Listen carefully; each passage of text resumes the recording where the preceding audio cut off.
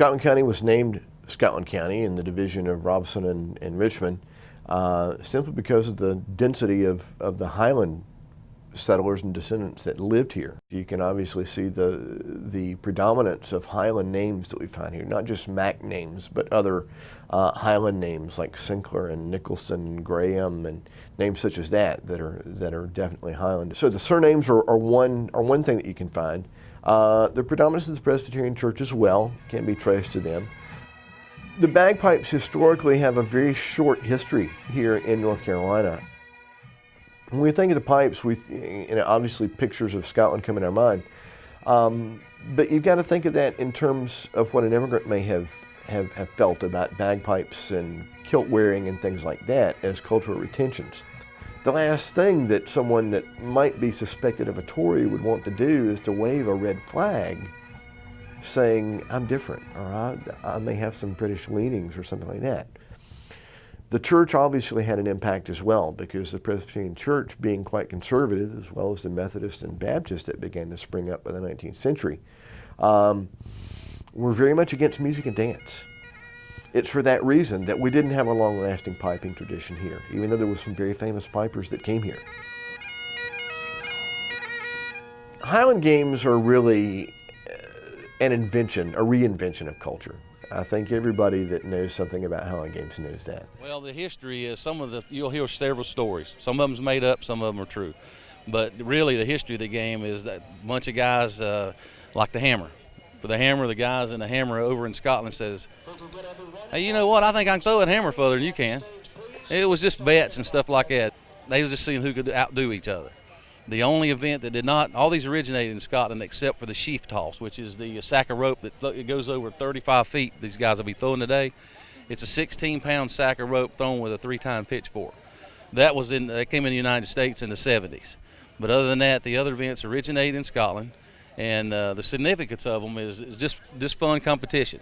Here in America, there have been Highland gatherings for 140, 150 years or more, just not in this region. So it's really the only opportunity that we really have to come together as a community to celebrate that heritage. I had my son when he was probably 3 years old with a large stick out in the backyard trying to do the caber toss.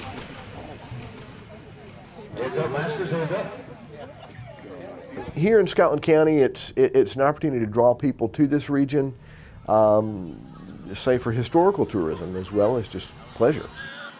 I'm really enjoying the displays of masculinity presently. It's pretty interesting to watch, and the food is also okay. So we had our first haggis moments ago. This is haggis. It's a traditional Scottish meal. It's originally cooked inside of a sheep's stomach, and it has more of the pieces of the sheep that you really wouldn't think of eating, like the heart, the liver, the spleen. And the sauce that I have on here is brown sauce, which is equivalent to Heinz 57 sauce here in the United States.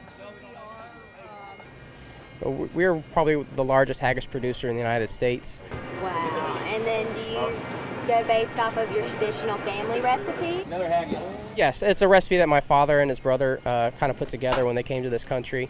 It's not exactly the same recipe as you would find over in Scotland, the traditional recipe. We make it a little bit more palatable. Well, I mean, we just found out about this, I guess, 2 days ago. We moved over to North Carolina around 2 years ago, and we came from Stirling in Scotland. And so Logan here and Paige were both born in Scotland. It's the bagpipes and the music and just being able to share a little bit with our kids a part of what they've come from. And so it's definitely just the atmosphere, I think. When you're on that games field at the John Blue Complex, you're there surrounded by buildings, each of which were touched, built, or had some impact on Highland Scots descendants in this area. You know, where else could we have an experience like this that encapsulates the whole experience of the Highland Scots through the 18th, 19th, and into the 20th century?